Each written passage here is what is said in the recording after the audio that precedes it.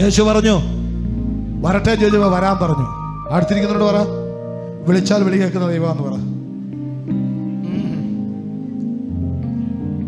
ഞാൻ വരട്ടെ എന്ന് ചോദിച്ചപ്പോൾ യേശു പറഞ്ഞു അവിടെ നിൽക്കടാ, വരല്ലേടാ, ഞാൻ തന്നെ ഒരു പ്രതിസന്ധിക്കകത്താ നിൽക്കുന്നേ, ഏത് സമയത്ത് ഞാൻ മുങ്ങിപ്പോവും, അതിൻ്റെ അടുത്തോട്ട് നീ വരണ്ട എന്നാണോ പറഞ്ഞത്?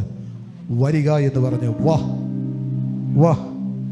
പ്രതിസന്ധിയെ ഫേസ് ചെയ്യാൻ തൻ്റെ നമ്മൾ ആരെങ്കിലും തിരിപ്പുണ്ടെങ്കിൽ യേശു എന്ന് പാൽക്കാലം വിളിക്കുന്നത്, വാ എൻ്റെ അടുത്തോട്ട് വാ, നിന്നെ ഞാൻ സുരക്ഷിതനാക്കും. ഒരു ഹല്ലേലൂയ പറ.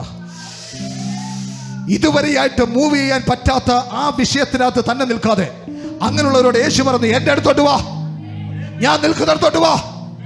നിനക്ക് എൻ്റെ അടുത്തോട്ട് വരാൻ ആഗ്രഹമുണ്ടെങ്കിൽ നിന്നെ സ്വീകരിക്കാൻ ഞാൻ തയ്യാറാണ്. അങ്ങനെയെങ്കിൽ ഇന്ന് പാൽക്കാലം യേശു ചിലർക്ക് വേണ്ടി വെയിറ്റ് ചെയ്യുന്നു. യേശു ചിലർക്ക് വേണ്ടി വെയിറ്റ് ചെയ്യുന്നു. അവരോടൊന്ന് ചോദിക്കാൻ പറ്റുമോ, യേശുവേ ഞാൻ നിന്റെ അടുത്തോട്ടൊന്ന് വരട്ടെ?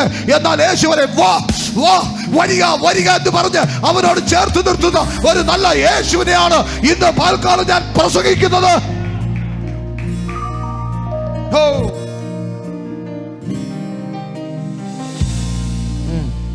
11 പേര് വള്ളത്തേൽ ആശ്രയിച്ചപ്പോൾ ഒരുവൻ യേശുവിൽ ആശ്രയിച്ചു നടന്നു. അവൻ 2-3 സ്റ്റെപ്പെങ്കിലും വെച്ചു. ഇല്ല ചായ, അവൻ നടന്നെന്നാ പറയുന്നത്. മുങ്ങിയത് പിന്നെ മുങ്ങിയത്, പക്ഷെ ഒരു കവള് വെള്ളം പോലും കുടിക്കാൻ അനുവദിക്കാതെ കർത്താവ് പോക്കി. കാരണം കർത്താവ് പറഞ്ഞ വരാൻ. അങ്ങനെയെങ്കിൽ വീണ്ടും ഒരു ദൂത് കൈമാറാ. നിന്നെ തമ്പുരാൻ വിളിച്ചിറക്കിയാൽ മുങ്ങിച്ചാവാൻ കർത്താവ് അനുവദിക്കത്തില്ല. കടഭാരം കയറി മുങ്ങിച്ചാവാൻ ദൈവം നിന്നെ അനുവദിക്കത്തില്ല. അസമാധാനം കയറി മുങ്ങിച്ചാവാൻ ദൈവം നിന്നെ അനുവദിക്കത്തില്ല. ദൈവമാണോ വിളിച്ചത്, ദൈവത്തിനെ നോക്കിയാണോ നീ ഇറങ്ങിയത്, മുങ്ങിപ്പോകാൻ അനുവദിക്കത്തില്ല. തക്ക സമയമാകുമ്പോൾ അവന്റെ ബലമുള്ള കരഭുജം നിന്നെ പൊക്കിയെടുത്ത് മാറിക്കു കുഞ്ഞേ.